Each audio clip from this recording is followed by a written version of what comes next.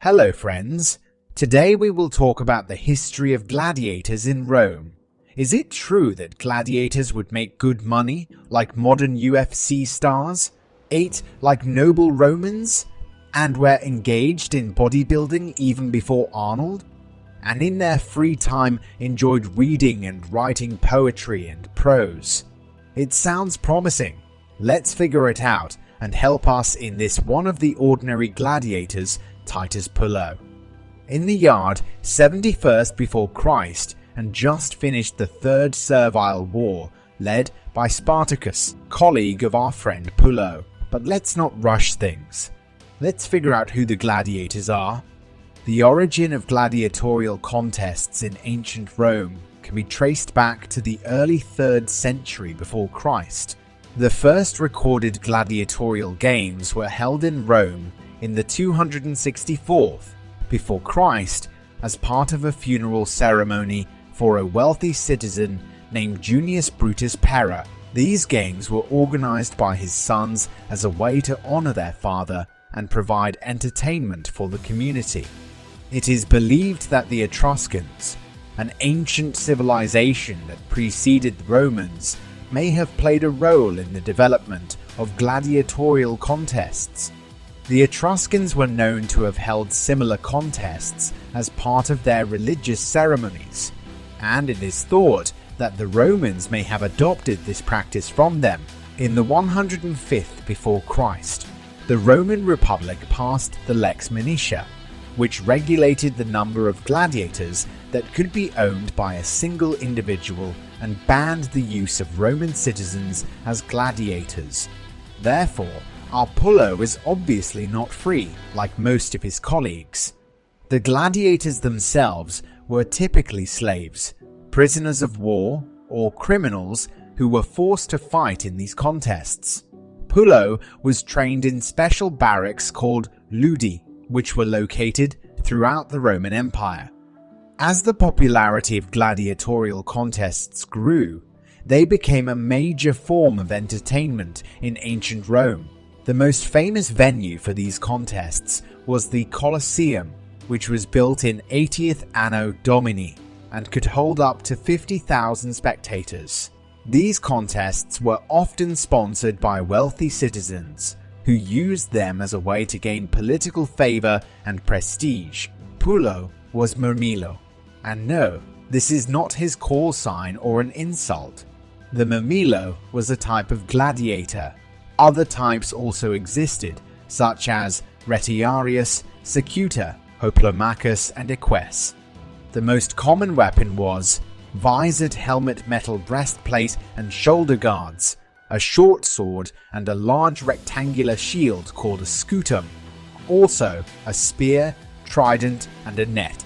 However, not all gladiators used weapons. Some fought with bare hands, and some gladiatorial games also featured wild animals, which would not have used weapons.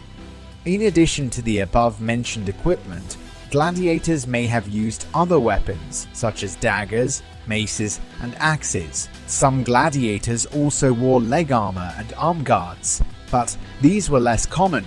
Overall, gladiatorial gear was designed to provide protection while still allowing the gladiator freedom of movement.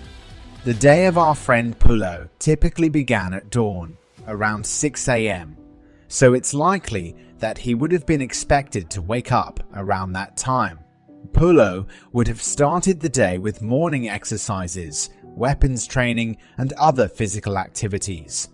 Gladiatorial games were usually held during the afternoon, so gladiators would have had to wake up early to prepare for the day's events. They would have had to be in the best physical and mental condition for the games. Training for gladiators was a grueling and demanding process. Gladiators were typically trained in ludi, which were special barracks or training schools that were located throughout the Roman Empire. These training schools were run by lanistae, who were the trainers and managers of gladiators.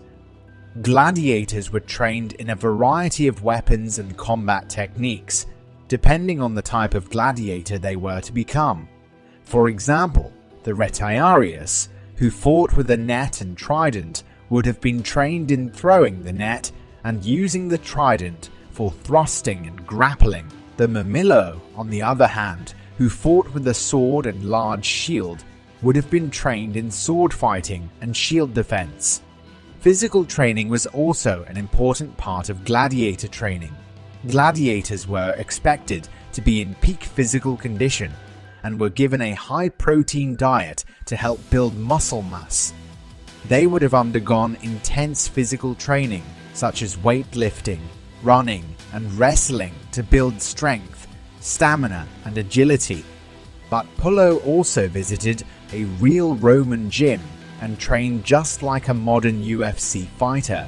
He would have used various types of weights such as stone or metal discs to increase their upper body strength. This would have included exercises such as bench press, rows, and curls. He also would have run long distances to increase cardiovascular endurance and stamina. But that's not all.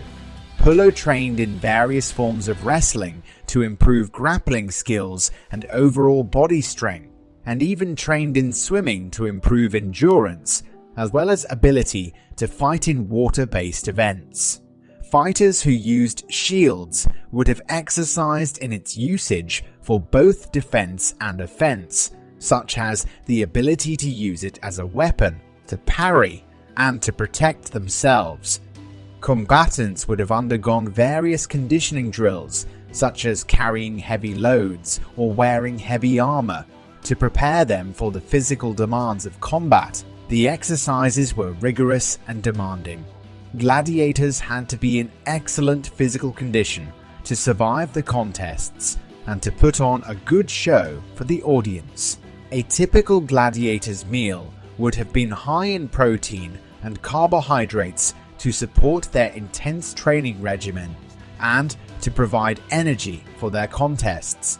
Gladiators were given a high-protein diet to help build muscle mass and maintain their physical strength. For lunch, Pullo could taste a variety of meats such as pork, beef, deer, boar, and hare, or a variety of fish such as tuna, mackerel, and sardines. Sounds good. Given the time period and the fact that the average Roman ate much more modestly. But that's not all. Pullo's diet was extensive and included a maximum of nutrients. Grains like barley and wheat were staples of the gladiator's diet and were often consumed in the form of porridge or bread. Vegetables like beans, lentils, and peas. Apples, pears, plums, and grapes were also included to provide a source of natural sugar, and cheese and milk. In free time, Pullo had limited options for relaxation and entertainment. He was typically kept in barracks, where he was closely monitored and his movements was restricted. Despite this, gladiators were able to find ways to pass the time and entertain themselves. Gladiators were a close-knit community and would often spend time socializing and bonding with their fellow fighters. They would share stories, play games, and even gamble. Some of them were literate and enjoyed reading or writing poetry and prose. They would use their free time to compose works or read the ones of others. Gambling was a popular pastime, and they would often play games of chance such as dice or board games. Some gladiators would engage in recreational activities such as sports, acrobatics, and even singing and acting. These additional skills helped to make the contests more exciting and entertaining for the audience. Gladiators would also use their free time to rest and relax, taking a nap or lounging around. They would also use massages and other forms of physical therapy to help recover from their injuries. Gladiators were not paid a salary like modern athletes or performers. Instead, they were considered property and were owned by the individuals or entities that operated the gladiator schools where they were trained. Gladiators were not free to leave the ludi or to negotiate their own terms of employment. Instead of a salary, gladiators were given a share of the profits from their fights. The profits came from the ticket sales and other revenue generated by the contests. Gladiators would typically receive a portion of this revenue, which would be used to cover their expenses such as training, equipment, and medical care. This system of profit sharing had its advantages and disadvantages for gladiators. On the one hand, it provided them with a financial incentive to perform well and to win their contests. On the other hand, it also meant that they were at the mercy of the ludus owner, or the sponsor of the contests. If the contests were not successful or the gladiator was not in demand, they would not earn much money. Additionally, gladiators would also receive rewards or bonuses for winning or performing well, such as money, food, and other items that would help them to maintain their physical condition and make their lives more comfortable. These rewards were usually given by the audience or by the sponsor of the contests. As you can see, gladiators could feel good, being the best in the arena.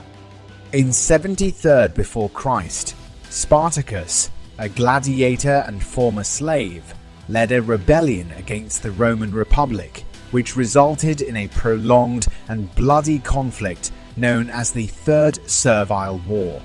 Spartacus was likely a Roman citizen, born in Thrace, an area in the Balkans, and he was enslaved and sold to a gladiator school in Capua. Spartacus was a skilled and experienced warrior who had served as a soldier in the Roman army before becoming a gladiator. He had knowledge in military tactics and strategy, which helped him to be an effective leader of the rebellion. In 73rd before Christ, Spartacus and around 70 fellow gladiators, mostly prisoners of war, escaped from the ludus and armed themselves with weapons from a nearby wagon.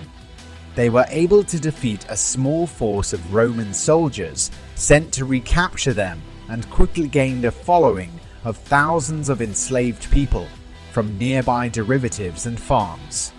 The rebellion quickly spread through southern Italy as the slave army defeated several Roman forces sent to stop them and gained control of a large territory. Despite being outmatched, Spartacus's army was able to hold off the Roman army for 2 years and was only defeated by Crassus and his army in 71st. Gladiatorial contests remained popular in ancient Rome for over 6 centuries and were a symbol of Roman power and prestige. The decline of gladiatorial contests began in the 4th century as the empire started to decline, and by the 6th century the contests were banned by Emperor Honorius.